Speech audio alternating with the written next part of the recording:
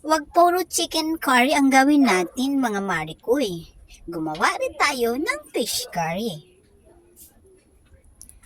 So ngayon, meron akong nabiling isda dito. Ang gagawin natin, syempre hugasan natin ito at perituhin. So prito naman mga marikoy, wag yung overcook, kahit hot cook lang, okay na.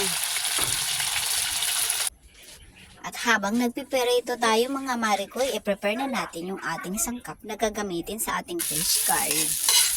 Pagkatapos mga marikoy, igisa na natin ang ating bawang, luya at sibuyas. Ilagay na natin yung ating carrots at patatas at yung pangalawang gata ng niyog para lumambot ito. Tapos habang hinihintay natin lumambot, ihalo na natin yung 1 1/2 curry powder dun sa ating unang gata ng niyog. Pagkatapos mga marikoy, pag malambot na yung ating carrots, ilagay na natin yung ating piniritong isda. Siyempre ilalagay natin na rin natin yung mga sangkap dito tulad ng siling pahaba, laurel, paminta, at nilagyan ko rin ito ng talong. Pero yung paglalagay ng talong, optional lamang mga marikoy. Tapos ilagay na natin yung ating unang gata ng niyog na nilagyan natin ng curry powder. Tapos palambutin na lang natin ito hanggang sa ito'y maluto.